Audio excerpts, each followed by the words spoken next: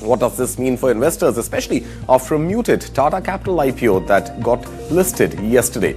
And of course, also on the show, we will bring you Taylor Swift, who's breaking the charts once again, and this time with her latest album, Life of a Showgirl. We'll bring you all the numbers right here. You're watching Morning Brief at 9.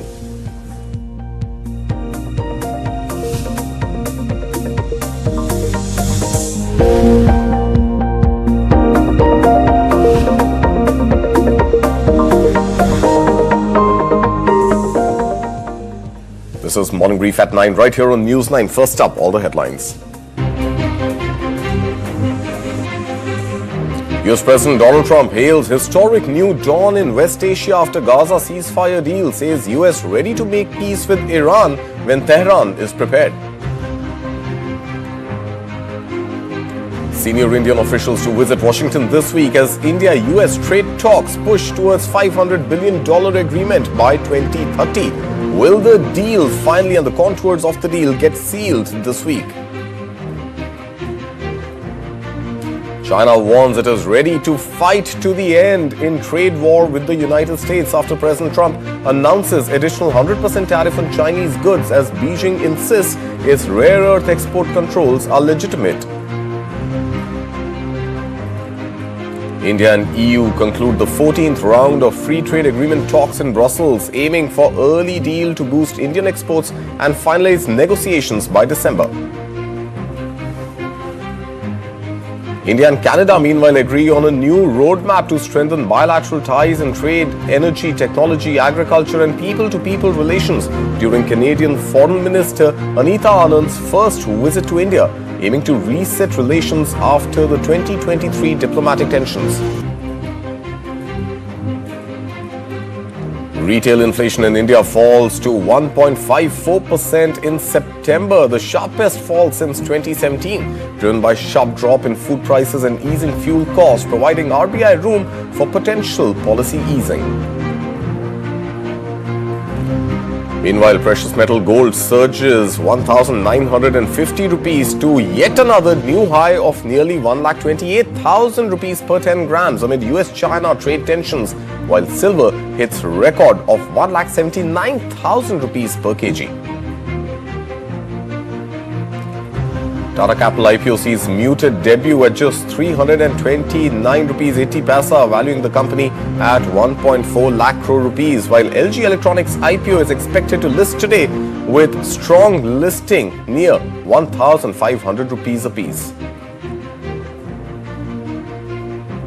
And Elon Musk's SpaceX successfully launches a massive Starship rocket on 11th test flight, completes halfway around the world, carrying mock satellites with booster control landing in Gulf of Mexico and spacecraft splashing into the Indian Ocean.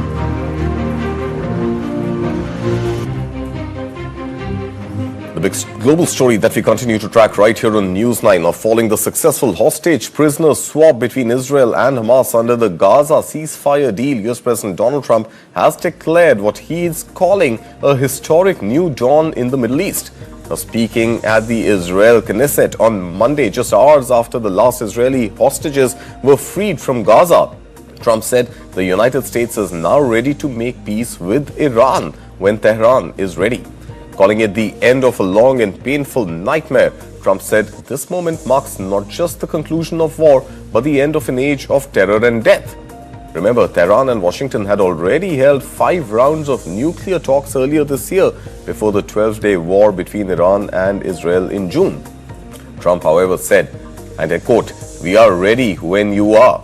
It will be the best decision Iran has ever made and it's going to happen," unquote. The US president made the remarks shortly after signing a Gaza peace agreement at the summit in Sharm el-Sheikh alongside Egyptian President Abdel Fattah al-Sisi and other regional leaders.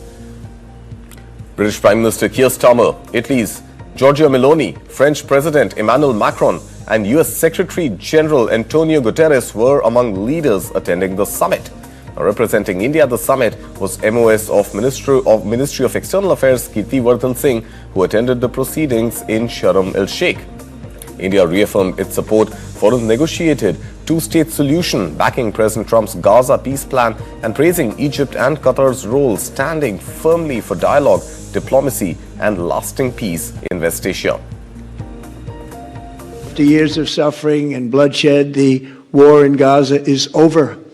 Humanitarian aid is now pouring in, including hundreds of truckloads of food, medical equipment, and other supplies, much of it paid for by people in this room. A new and beautiful day is rising, and now the rebuilding begins. The rebuilding is maybe going to be the easiest part. I think we've done a lot of the hardest part, because the rest comes together. We all know how to rebuild, and we know how to build better than anybody in the world. I want to express my tremendous gratitude to the Arab and Muslim nations who helped make this incredible breakthrough possible. And you really did. As part of Donald Trump's plan to end the Gaza war, Hamas on Monday freed the last 20 surviving hostages it held after 2 years of captivity in Gaza. Now, in exchange, Israel released 1,968 mostly Palestinian prisoners held in its jails over the years. Hamas has placed its trust in U.S. President Donald Trump, the same leader who earlier this year proposed expelling Palestinians from Gaza and whom the group once denounced as a racist with an absurd vision for the enclave. So why is Hamas now taking Trump at the word? Now, this is the next report which will tell you what could lie behind this dramatic shift. When Hamas freed the last 20 surviving Israeli hostages, it put its faith in Donald Trump's ability to hold Israel to a peace deal. Yet only this year, the US president proposed expelling Palestinians from Gaza and rebuilding it as a US-controlled beach resort. But the Riviera of the Middle East, this could be something that could be so this could be so magnificent. Hamas has called Trump a racist and a recipe for chaos. So, what changed? At noon today, In an extraordinary phone call last month, Trump made Israeli Prime Minister Benjamin Netanyahu apologize to Qatar for Israel's strike on Doha in early September, getting him directly on the line to Qatar's Prime Minister. Trump considers the Qatari emir a friend and was angered by the strike, which targeted Hamas political leaders. Well, I'm not thrilled. I'm not thrilled about it. That persuaded Hamas Trump could stand up to Netanyahu and was serious about ending the war, according to 2 Palestinian officials. Iran's ceasefire was similar. Hamas took note, a Gaza official said, when Trump ordered Israeli planes to turn round and head home from a bombing raid on Iran, hours after he had announced a ceasefire. And now Israel's going out. These guys got to calm down. It's ridiculous. Though theatrical, he does what he says, the official said.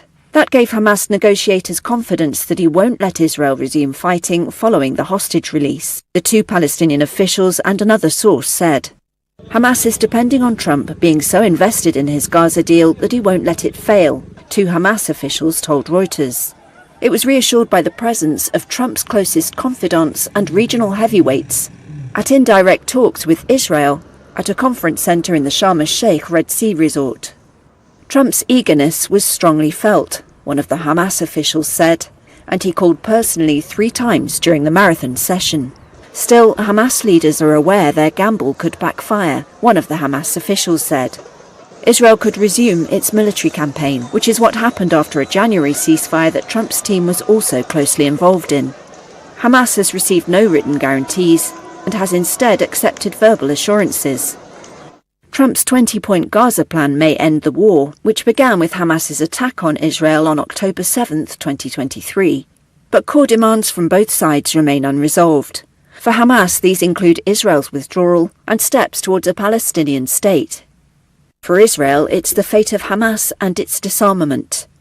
One Palestinian official said the group decided holding on to the hostages was undermining global support for the Palestinians. If it released them, it felt Israel would have no credibility if it restarted the fighting. So with peace in West Asia now in some not too distant, although foggy view, what could be some of the global economic ramifications? Well, joining me this morning are Dr. Lavish Bhandari, President, Center for Social and Economic Progress, or CSEP. I also have Dr. Srinath Sridharan, Policy Researcher and Corporate Advisor. Gentlemen, good morning. Thank you for your time. Lavish Bhandari, let's start with oil first. Now, if peace in the region holds, can we expect further stability in oil prices? And in your opinion, do you think OPEC will now recalibrate output strategies in response to this, hopefully, lasting peace? So first, absolutely and undoubtedly, This is indeed a very important step, and of course, provided that it holds out. And that is a question, and it always will remain, provided, because it's really not a written agreement. It is a verbal agreement. And so that's a really important part of it. But given that, we have not just this issue of oil prices, it's about India's shipping, our exports and imports, and the uncertainties therein. So I'm expecting a very large positive support to the economy from this event. All right. You did mention shipping, Srinath. We saw shipping costs move up dramatically with the Houthi attacks in the Suez Canal region. And then there were also threats over the Strait of Hormuz and potential closure of that strait. Well, that never really happened. But can we now believe that gradually the cost of moving cargo could go back to what was the pre-war normal? Because we had seen this large deviation in shipping routes. Now, given everything that is happening in any case with export controls, what's happening with tariff wars, tariff pressures, with this potential, and you know, that's the big question mark that Lavish Bhandari was also saying, that potential lasting peace, at least in the foreseeable future, could we see shipping costs ease as well? So, Karthik, the predominant one, as Lavish said, is it's about confidence. Confidence whether it will last. And confidence translates in the shipping lines in terms of the insurance costs. What is the insurance premium? I mean, for example, the insurance premium shot up by 3x last year, the moment some of the attacks on the Red Sea happened. So the reality is, unless those confidence comes back, the bigger liners just won't start using the route. I mean, that's very important. The big liners typically, if you look at the total volumes of shipping lines, they constitute about 30 to 35% of total number of ships that pass through.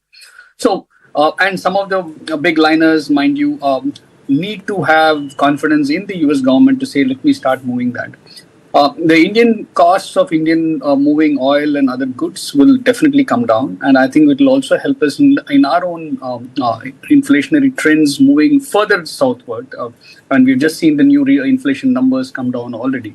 Right. But the challenge is, again, I go back, we need lasting peace to be long-lasting peace. And that's a question mark for a long time to go. I mean, as a commentator, I would think that would Israel hold up to its end of the deal? I mean, end of the day, I think it's somewhere I feel that they've been snubbed to making this happen. I mean, you don't get the head of state to publicly apologize on global television to another head of state. While it would have been the American strategy to get them to the table, I think the institutional memories on some of these, what might be perceived as a slight or a humiliation, have a long institutional memory. Mm-hmm. So I have a fear that will this lasting peace at some point come back to haunt us? Right, of course, and centuries of conflict potentially unlikely to really result in lasting peace over just a verbal contract. But meanwhile, Lavish Bhandari, let's shift focus back to India. Now, what does this truce now mean for, let's say, a project, a fairly ambitious project like IMEC, the India, Middle East, Europe Economic Corridor? Can we see some movement on IMEC, and can we see some positive ramifications for India's trade with Europe, India's trade with West Asia, and also India's eventual trade with the US? So just taking off from what Srinath just said, the biggest advantage of this deal is that there is complete certainty that Mr. Trump is personally invested in it. And that's what gives a lot of hope to the process carrying forward. Given that, IMEC is definitely a very important part of our geoeconomic strategies, and it had definitely been constrained because of this of the problems there. So I expect a lot of movement starting off because it's the India to Dubai part has really progressed very rapidly, but it's onward from that great progress is required on. So I do actually expect a lot of activity on that end. All right. And Srinath, what about stock markets and capital flow? I mean, you did mention a long institutional memory, but now with hopefully again, and we keep saying lasting peace and potentially long-lasting peace, despite the tariff-based disruptions that still exist, now is at least the regional uncertainty in West Asia more or less taken care of and done and dusted? And do you think the spikes in safe haven investments like gold will now give way to potentially more inflows into equities? Because we've seen US markets react really positively yesterday. See, I mean, Karthik, I'm going to keep the US markets aside. I mean, that's a market where they also celebrate crypto with as much, let's say, exuberance of sovereign fiat currencies. So let's keep that aside. The reality is, would the sovereign funds of the Middle East nations, which are very, very flush with liquidity, would they invest in these projects alongside with, let's say, India and other players? I think that will be the larger question. And two, the reality is, I think gold is here to stay. I mean, let's face it. In fact, I wrote about this just yesterday, saying that gold is not just a moat against, let's say, these volatilities in geopolitics. Gold is also volatility against political decisions. I mean, the central bankers have a clear objective that they need to keep their market stable, sometimes at the risk of the political decisions itself. So I think gold is here to stay at least for some time. We will see, we still haven't seen one of the biggest, I think the next big large stiff that could come up is China-US tariff wars. I mean, we've just seen the beginning of it with rare earth and reciprocal. And if you remember, China has also threatened that more is to come from their way towards the US. So I think they're the big elephant in the room, and a lot of these volatilities, I think, will continue.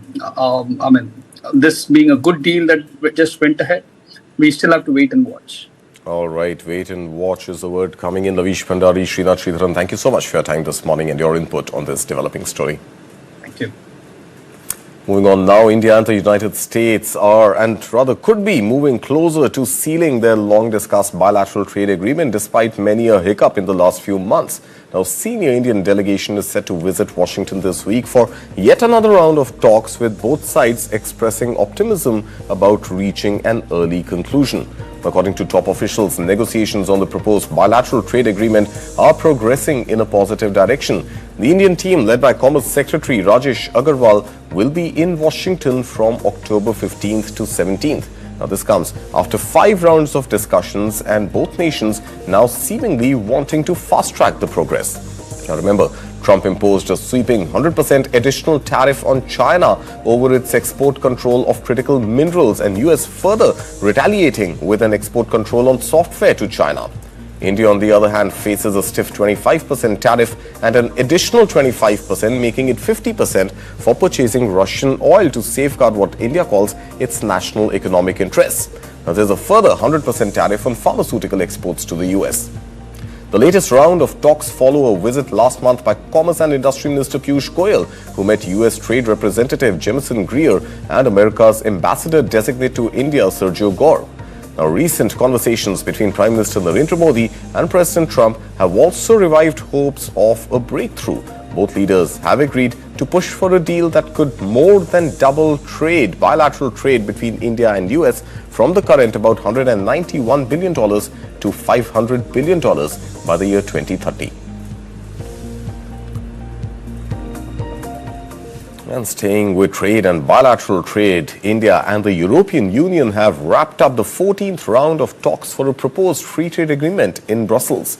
The 5-day negotiations, which began on October 6th, focused on resolving differences on goods and services to pave the way for an early conclusion.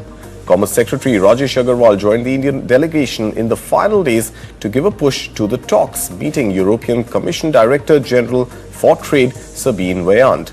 Now, Commerce Minister Piyush Goyal recently expressed optimism that the agreement could be signed soon and is expected to visit Brussels to review progress with his EU counterpart.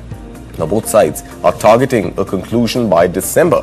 Now, remember, speaking at the News9 Global Summit in Stuttgart, Germany just last week, European Commissioner for Trade Maros Sefcovic also said he hopes for the India-EU FTA to go through by the end of this year. Here's what he said exclusively to News9 in Stuttgart. I have been in intensive discussions with my Indian counterpart, Minister Piyush Goyal, on a groundbreaking free trade agreement. We are now maximizing our efforts to finalize negotiations by the end of the year. The goal put forward by the European Commission President von der Leyen and Prime Minister Modi. We are focusing on working together in the areas where cooperation makes sense, with the goal of putting in place a package that is economically meaningful, mutually beneficial, and brings real added value to to businesses and consumers on both sides. Now remember, the India-EU FTA negotiations resumed in June 2022 after an 8-year gap, aiming to boost trade by reducing duties on key sectors including automobiles, medical devices, wine and spirits. If finalized, Indian exports such as garments, pharmaceuticals, steel, petroleum products and electrical machinery could become significantly more competitive in the European market.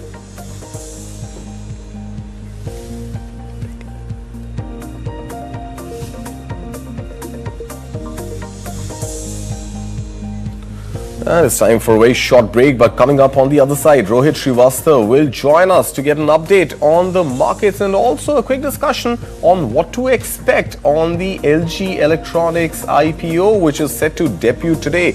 Many analysts are calling it potentially the biggest IPO that India would have ever seen. That and more on the other side of the break. You're watching Morning Brief at 9.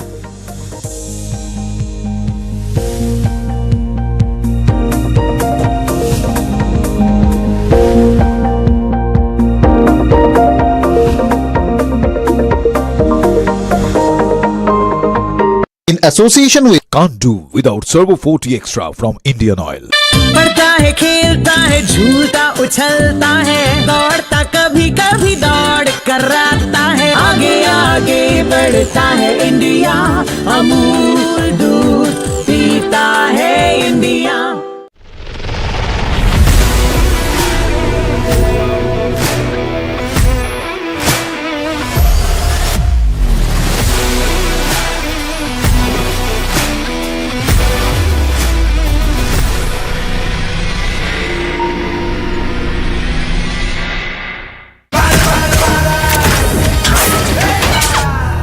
हम यहाँ जान पे खेल रहे, तू phone पे खेल रहा है। अरे पापा की गाड़ी का इंश्योरेंस रिन्यू कर रहा हूँ। बड़े शौकीन पापा है, इतनी बड़ी गाड़ी। तो एको से कराना। क्यों? क्योंकि जितनी बड़ी गाड़ी एको पर उतना ज्यादा फायदा। नहीं फटा। अब फटी कार का action hero Echo. The ultimate biking experience is incomplete without Servo 40 Extra from Indian Oil. Can't do without it.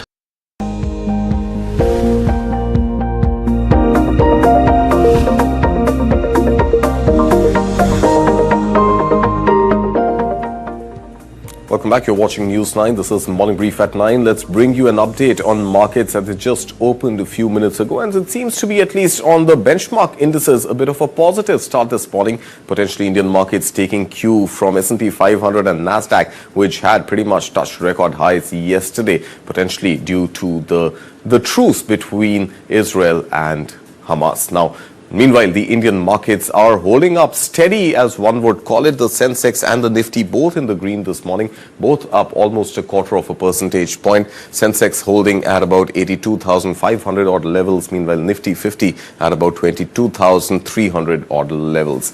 Meanwhile, the small cap and the mid cap space is looking a little better than the benchmark indices, both up about 0.4 of a percentage point or so. Let's pull the Nifty 50 heat map and see what are some of the trends that we could potentially see when it comes to the mood on particular sectors and stocks this morning.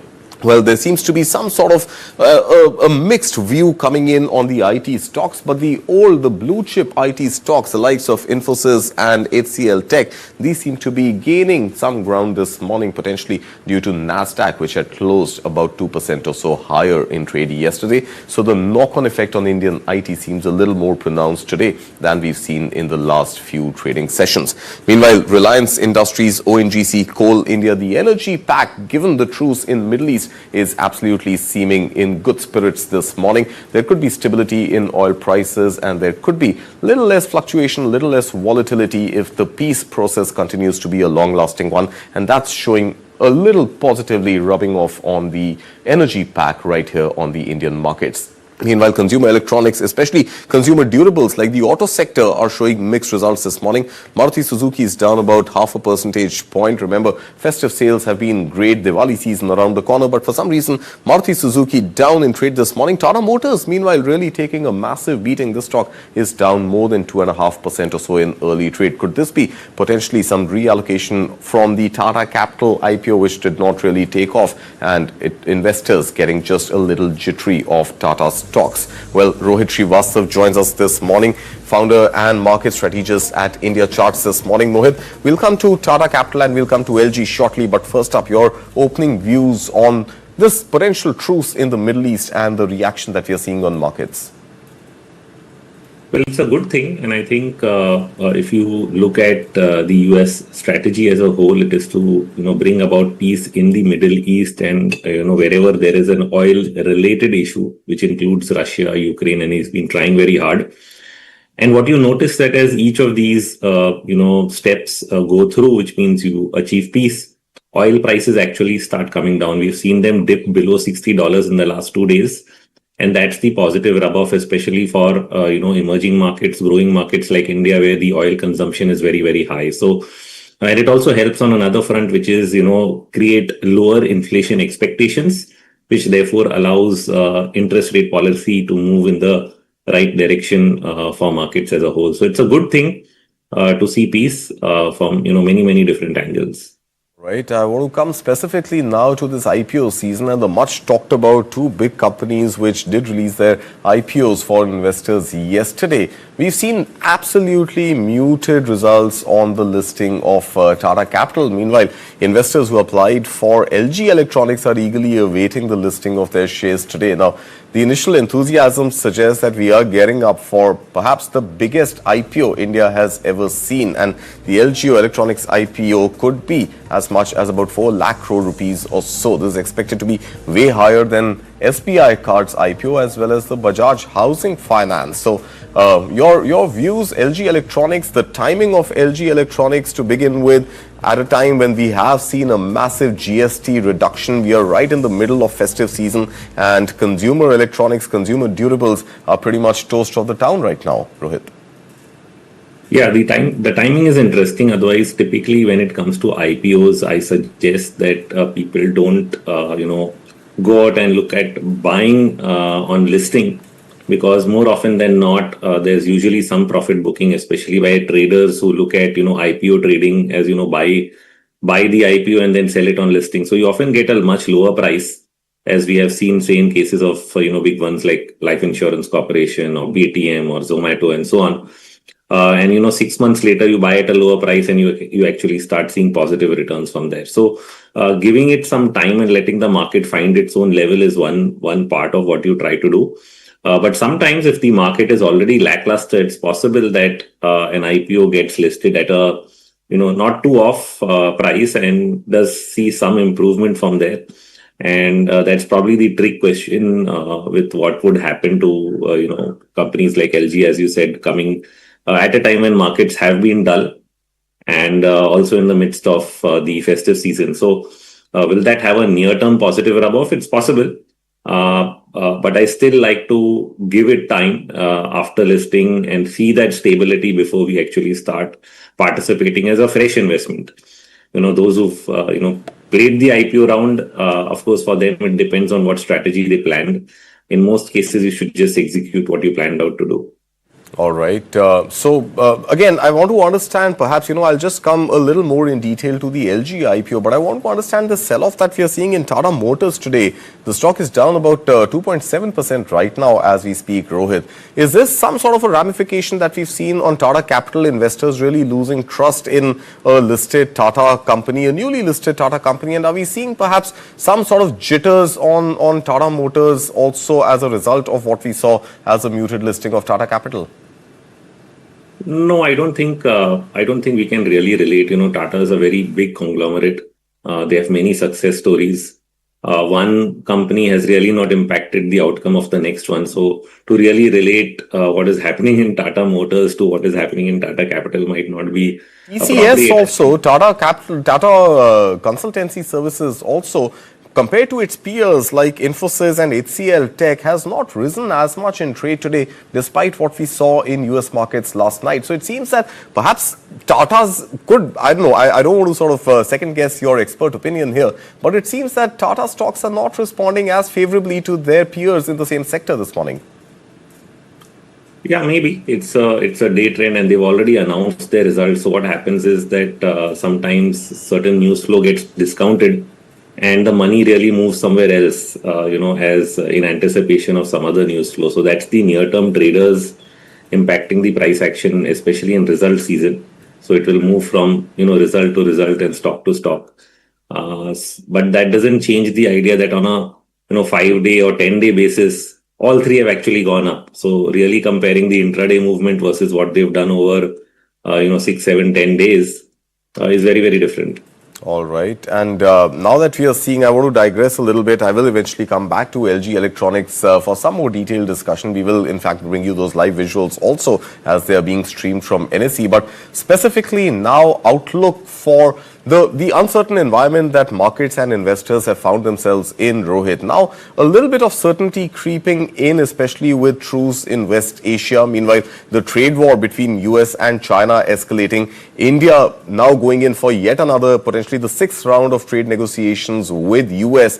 Overall, some uncertainties getting taken care of, other uncertainties getting added to the mix. For retail investors, what should their strategy be right now, given that markets have for the last 1 year underperformed and we haven't really seen retail investors see too much cash on the table? So really speaking, there are many parts of the market that have actually outperformed the Nifty standalone.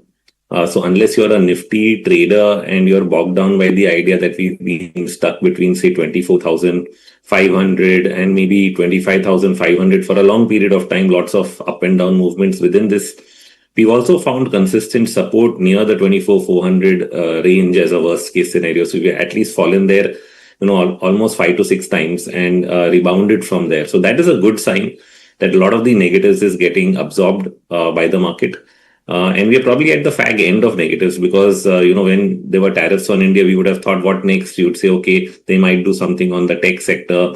They might do something on pharma. And they've already announced everything on those sectors. So now what else can the US announce on India? Semiconductors, electronics, are those likely to impact India? No, so I think the deal, as you mentioned, the talks that are going on is what you really want to now see. Okay. You want to see that positive outcome.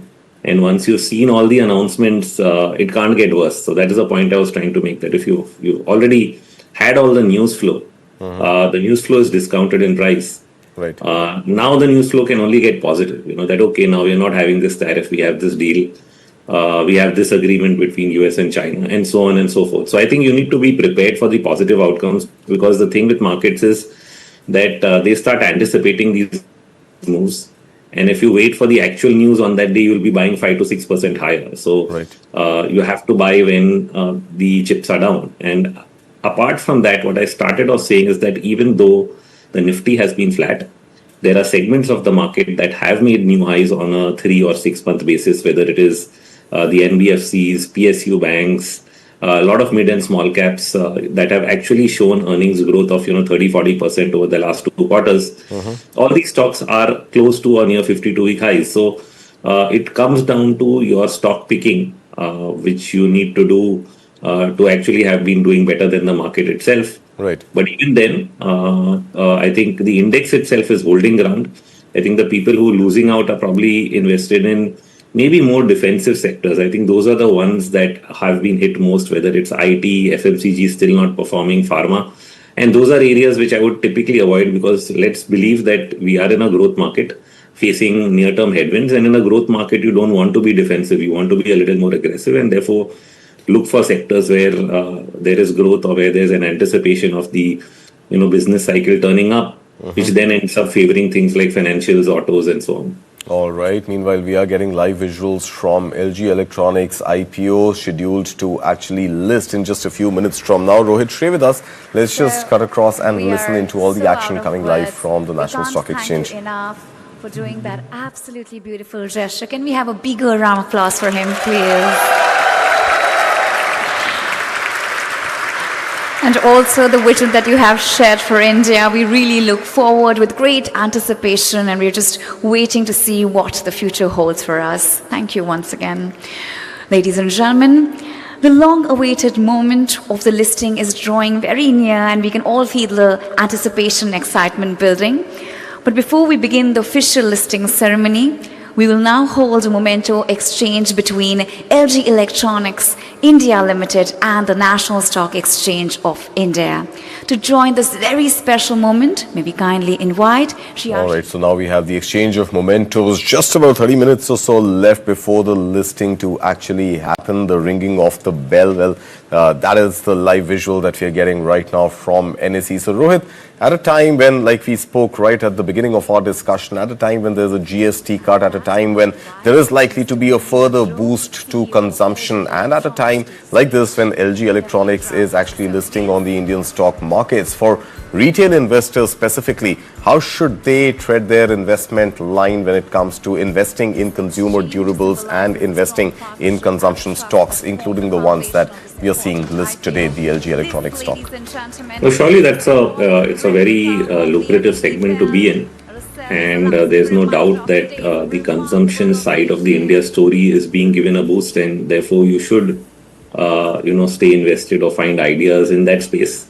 And LG will probably fall in that bracket. The only difference being you have listed companies and then you have a new listing. So that is why, like I said, with new listings, we try to be a little more careful. But we definitely would want to be in various parts of the consumption story.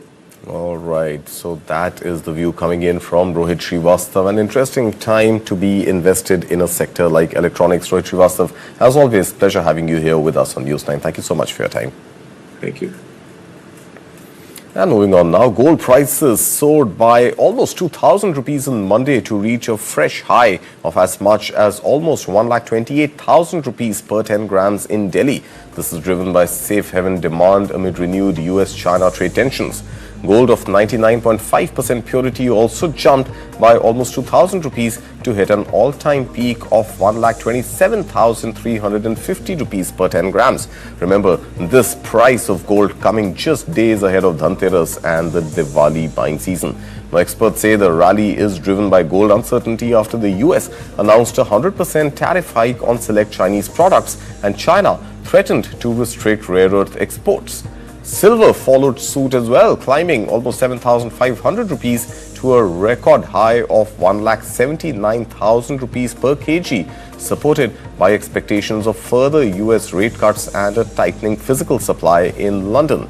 Internationally, gold rose nearly 2% to $4,085 per ounce, while silver hit $51.74 per ounce, reflecting strong safe haven demand amid ongoing market volatility.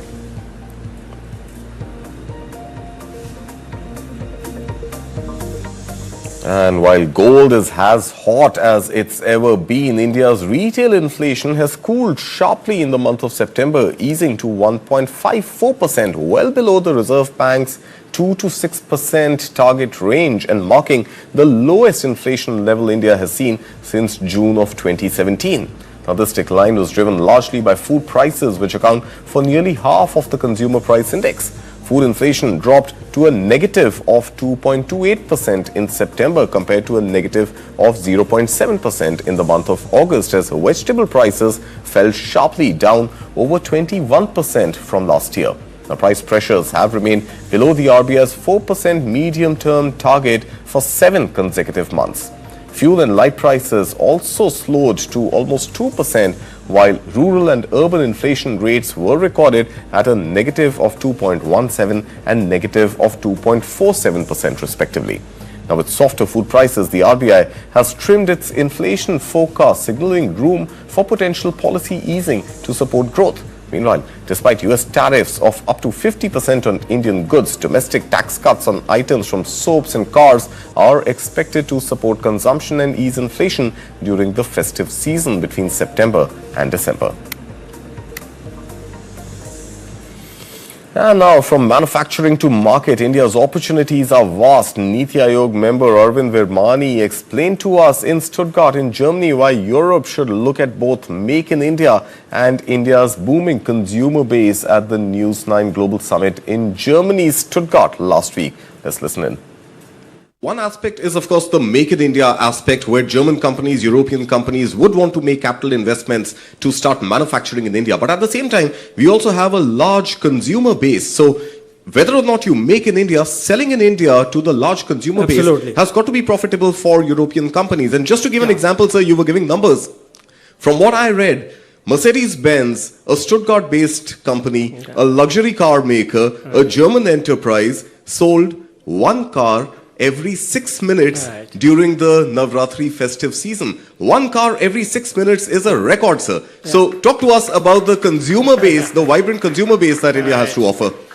Right. Okay, I guess Mr. Thakur and others will also talk a little bit about that, the demand side. But let me just give you a few examples. You know, there are still too many people in India who think of poverty. Well, poverty, as we talked about it in the World Bank, I worked in the World Bank like 50 or 30 years ago. And the definitions are, you never come to consensus with the definition. No, they are international definitions. The problem is every time we meet a milestone, they change the definition. Exactly. So that's a different thing. But the World Bank definition of absolute poverty, there are no poor left in India. Even according to a kind of more rigorous, you could say, for a middle income country definition, now it's down to less than 15%, what you might think of as a vulnerable population. So the middle class is definitely, according to all the projections we have, expanding. But, you know, I also, I talked to the Japanese, for example. You know, some of them give up. You got to compete. I mean, if you think you can go into India and you'll be easily get all the market, is not so. But of course, for German companies like Mercedes and all, it should not be a problem. Yeah. Arvind Virmani there speaking at the News9 Global Summit in Stuttgart, Germany last week. Let's move on now to the global stories that we're tracking for you this morning. China vows to fight to the end in trade war with Washington as US President Donald Trump threatens fresh 100% tariff on Chinese goods. Tensions surge between the world's two top economies. Donald Trump addresses Israeli parliament in Jerusalem, says peace deal with Iran possible, puts the ball in Tehran's court following joint US-Israeli strikes on Iran's nuclear sites earlier this year.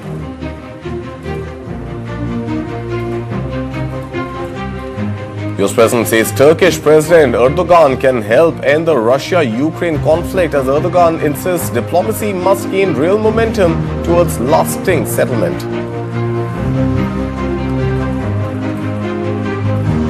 Ukrainian President Zelensky is set to meet Trump this week to push for more US air defense systems and coordinated pressure on Moscow amid escalating Russian attacks. Elon Musk's mega rocket Starship 11 completes near-perfect test flight in Texas, hailed as key step towards NASA's upcoming moon missions. The US Congressional Committee launches inquiry into Elon Musk's Starlink satellite network over reports of its use by Myanmar cybercrime syndicates. London-based AI self-driving firm Waves in talks with Microsoft and SoftBank in a deal that could value it at nearly $8 billion. JP Morgan's new plan aims to back US national security, energy and manufacturing firms as part of a $1.5 trillion growth commitment over the next decade. And pop star Taylor Swift's latest album, Life of a Showgirl, debuts at #1 on Billboard 200 with over 4 million first-week sales, the biggest launch in history. We'll bring you these stories on the other side of the break. You're watching Morning Brief at 9.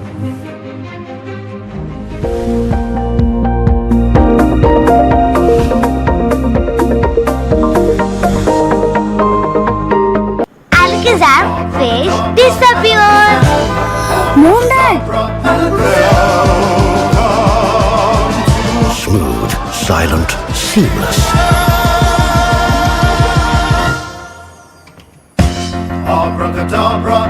Sliding systems from headache.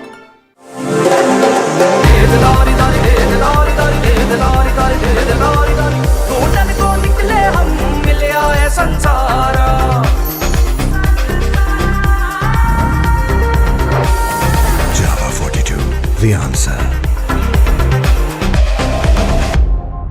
ये best है sir. हमेशा वाला क्यों नहीं? मिश्रा जी, आपके लिए फूलों की बरसात बिरला ओपस एश्योरेंस देने के लिए। मतलब प्रोडक्ट वारंटी? ये एक्स्ट्रा है। 1 साल में पेंट को कुछ भी हुआ तो पेंटिंग वापस करके देंगे। वापस करके देंगे? वो भी फ्री। पेंटिंग में पहली बार बिरला ओपस एश्योरेंस। रजिस्टर करो birlaopus.com पर।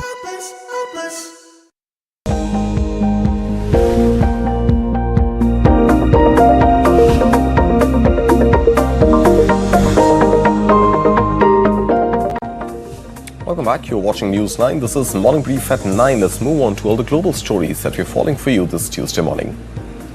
A powerful bipartisan committee in the US Congress has launched an investigation into Elon Musk's Starlink satellite business over its alleged role in providing internet access to scam centers in Myanmar, accused of defrauding victims worldwide. Now, the probe, which began in July, follows an AFP investigation that found Starlink dishes rapidly appearing on scam center rooftops earlier this year, making the company's Myanmar's largest internet provider in just 3 months. Now, Starlink has reserved any comments on the alleged claims.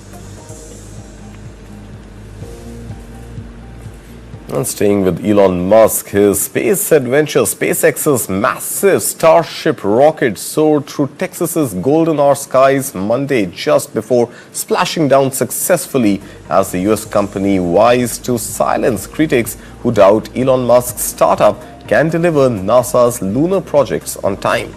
Now, in its 11th test voyage, the enormous rocket took off on Monday from SpaceX's South Texas launch facilities.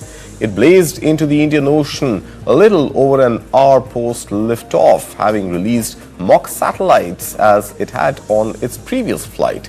Now, NASA plans to use the Mammoth Starship, the world's largest and most powerful rocket, in its effort to return astronauts to the moon. It is also key to Musk's ultimate vision to take humans to Mars. We have liftoff. Go Super Heavy. Go Starship. Thanks for all the historic flights, Bad One.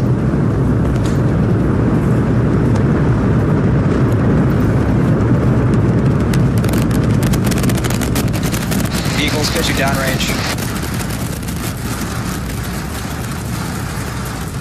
Booster Raptor, chamber pressure nominal.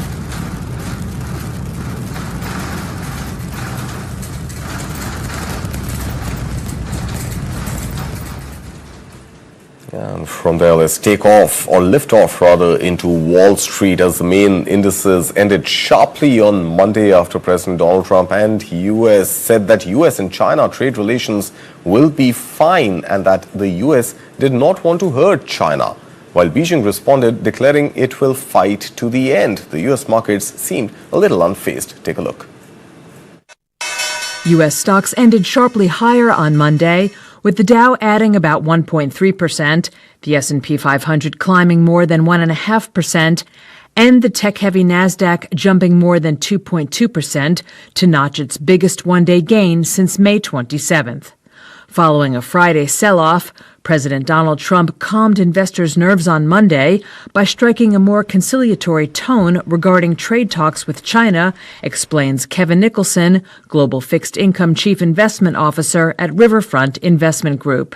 The market is having a good day today, and it's a rebound from what happened on Friday. And it's largely because the Trump administration, along with China, have agreed to continue to have trade talks. And so I think that we've backed away a little bit from the strong demands that we were making as far as sanctions and 100% tariffs on Chinese goods going forward. And I think that that helped the market to kind of calm down as the administration walked some of that back. AI-related tech stocks were the biggest winners in Monday's rebound. Broadcom surged almost 10% after partnering with OpenAI to produce the startup's first in-house AI processors. Other AI-related chipmakers also gained, with NVIDIA climbing more than 2.5% and Micron Technology jumping over 6%. And AI cloud firm Oracle jumped more than 5% after at least 2 brokerages raised their price target on the company's stock.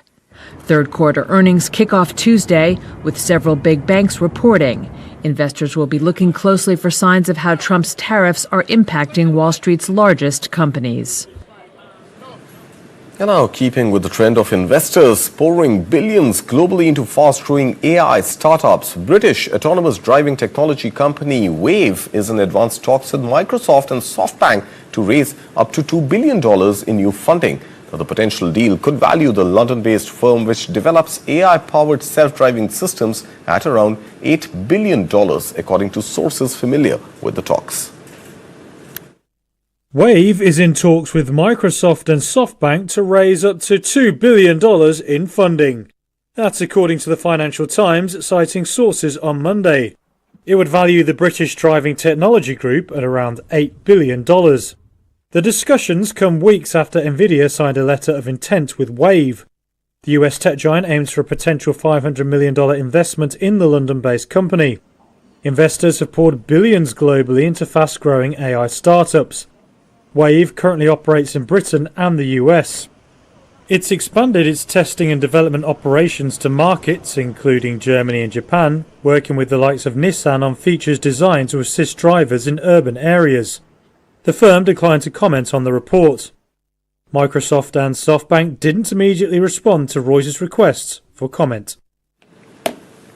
JP Chase unveiled a plan on Monday to hire bankers and invest up to $10 billion in US companies considered critical to national security and economic resilience, part of a broader $1.5 trillion pledge to facilitate, finance and invest in industries central to the growth of the US economy, including defense, energy and manufacturing. More details in this next report.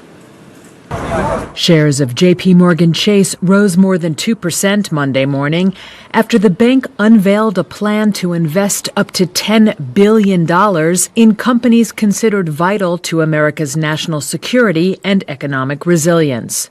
The move by the largest U.S. bank is part of a 10-year, $1.5 trillion pledge to facilitate, finance, and invest in industries central to the growth of the U.S. economy, including defense, energy, and manufacturing.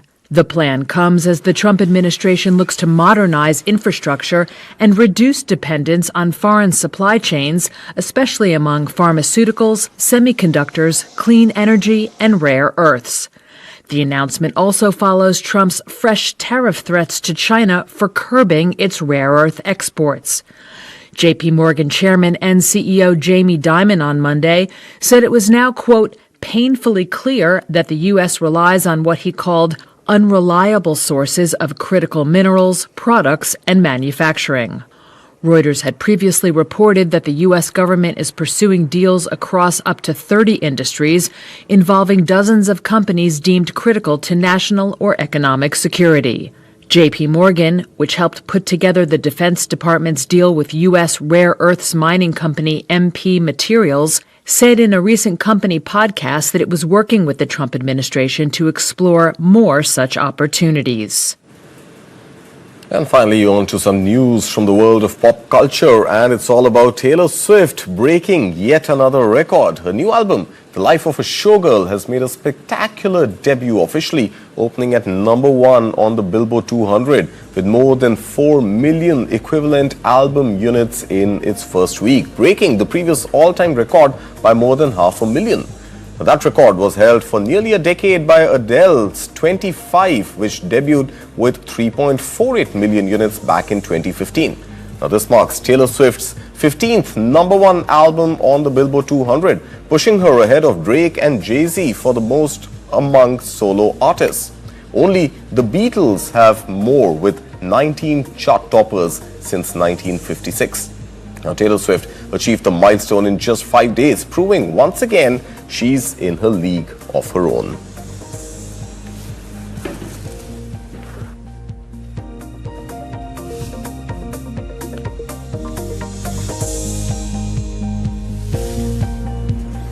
So no more cruel summer there for Taylor Swift. It's on to a great start of winter. With that, it's the end of this edition of Morning Brief at 9. Thank you so much for watching. News continues right here on News 9.